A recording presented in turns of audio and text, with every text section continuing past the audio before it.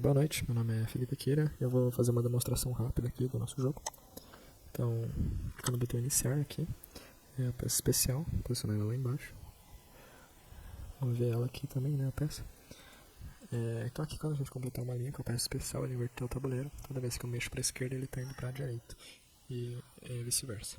Eu vou mostrar o menu de pausar aqui, certo? Voltar para o jogo e a tela de Game Over. Que acabou o jogo, a gente pode voltar para o menu, reiniciar ou ver o ranking. É isso. Dando início à explicação do nosso projeto, a raiz do nosso jogo é a variável matriz, que é um array bidimensional, que vai representar o tabuleiro e toda a sua lógica dentro do JavaScript, certo? A primeira coisa que a gente fez foi vir aqui no arquivo script.js e adicionar todos os eventos, né, referente ao clique dos botões. Então, o botão de iniciar vai chamar a função de iniciar jogo, pausar, voltar, enfim. Além disso, a gente adicionou os eventos do usuário clicar no teclado, né? Então, seta para cima vai rotacionar a peça, seta para a direita vai mover a peça para a direita, para baixo, para a esquerda, e o espaço que move a peça até o final, né? Explicando um pouquinho mais sobre como o jogo funciona, a gente tem algumas funções aqui, a função iniciar jogo, que vai pegar todas as variáveis e vai zerar elas, né, para iniciar um novo jogo mesmo. E aí tem toda outra lógica aqui, que vai criar a matriz para dar início ao jogo, adicionar a peça, e enfim. A gente também tem a função de pausar e voltar o jogo, que vai trabalhar com a questão do display, né, display block para mostrar a tela de pausa, e display none para pausar, para tirar a tela. A gente tem outras funções, como criar matriz, que vai criar a matriz, né, para mostrar o tabuleiro, e atualizar tabuleiro. Atualizar tabuleiro, ela basicamente vai pegar a variável matriz que a gente criou e vai comparar se os valores são 0, 1, 2, 3 ou 4, 5, 6, enfim. Porque quando o valor da matriz for 0, quer dizer que aquela é uma célula vazia, ou seja, é um fundinho azul simples. Quando o valor dela for 1, é uma célula com fundo azul. Quando for 2, é uma célula com fundo vermelho. Enfim. Além disso, a gente tem outros valores como 11, 12, 13, 14, 15, 16, 17, que representam a peça parada, né? Então, os valores 1, 2 e 13, enfim, são a peça em movimento. Quando a gente soma mais 10 é a peça parada. Quando a gente soma mais 20 é o indicador daquela peça, né? Aquela peça que fica lá embaixo.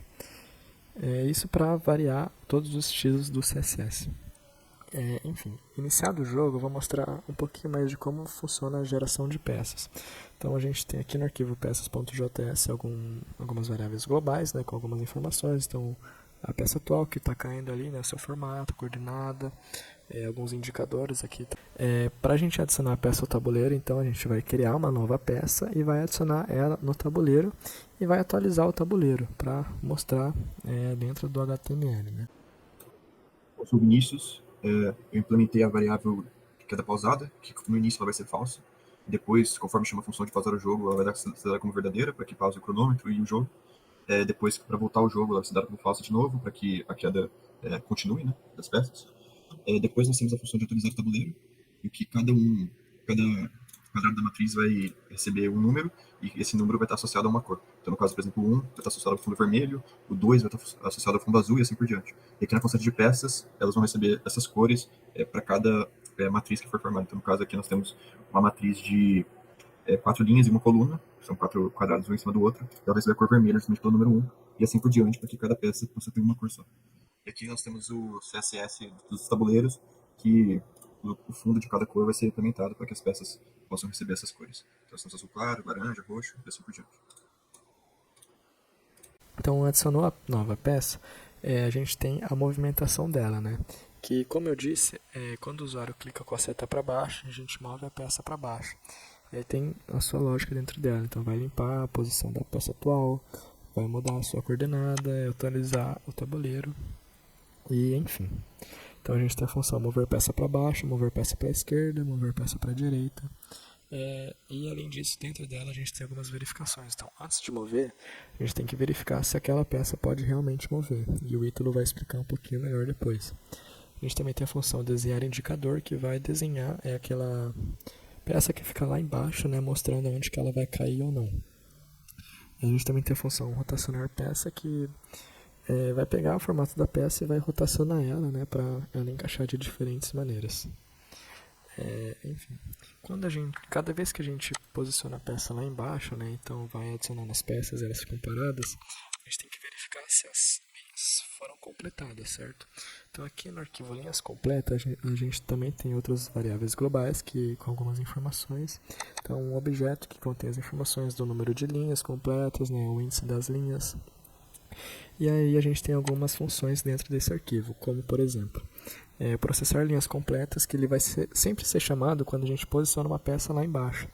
Então, posicionar a peça lá embaixo, a gente chama ela para verificar se alguma linha foi completa, né? E aí, para a gente fazer essa verificação, a gente tem a função verificar linhas completas. Cadê? Eu acho que não está aqui, está em outro arquivo.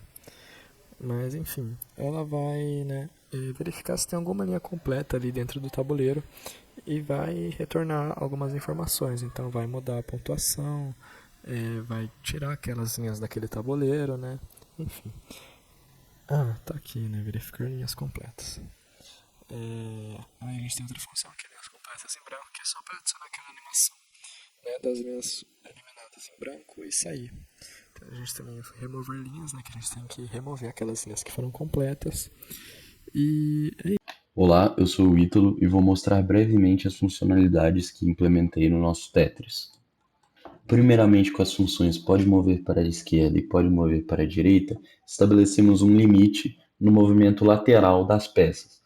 Ou seja, se a peça atingir o limite esquerdo ou direito do tabuleiro, não será possível movê-la, como também se houver outras peças impedindo o movimento da peça atual.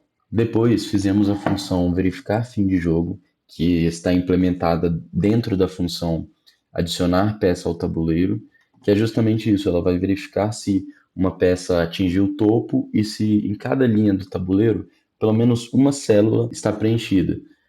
Ao verificar o fim de jogo, nós fizemos a exibição da tela fim de jogo, que vai mostrar justamente a tela de Game Over com a respectiva pontuação do usuário e o tempo gasto no seu decorrer. E é isso. Olá, meu nome é Lucas. Eu vou estar falando aqui brevemente do que eu fiquei encarregado de fazer aqui para a parte do JavaScript do nosso trabalho do Tetris.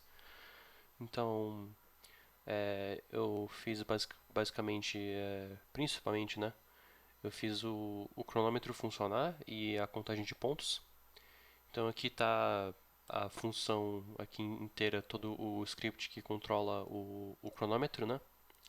A gente tem aqui essas variáveis aqui, essas três funções aqui que elas iniciam, elas pausam e continuam o cronômetro. Elas são chamadas de acordo com as outras funções lá de pausar o jogo, né? Pausar o jogo, voltar ao jogo. E essa última função aqui, ela é para, ela vai mudando, né, os números no cronômetro ao decorrer do jogo, né? Pro cronômetro é basicamente isso. Passando aqui para a pontuação, a gente tem aqui uma lógica aqui no meio dessa função de processar as linhas completas. Essa aqui é o que faz a contagem dos pontos, né? A pontuação aqui ela é o número de linhas multiplicado por 10, né? Cada linha completa são 10 pontos. E aqui, né, nessa função de processar linha completa, né? Então toda vez que uma linha é completa, ele roda isso aqui para fazer o cálculo. Ele pode completar mais de uma, né? E aqui é só aqui que a gente sempre a gente vai sempre iniciar. Olá, meu nome é André Gomes e eu fiquei encarregado de fazer a função rotacionar peça.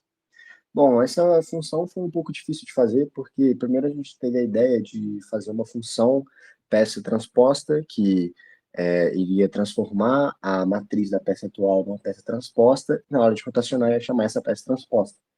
Mas a transposta não é uma peça duplamente rotacionada, é a própria peça. Então, o que a gente fez? A gente começou criando uma constante nova peça, e a gente definiu que definiu o número de linhas e o número de colunas delas, certo?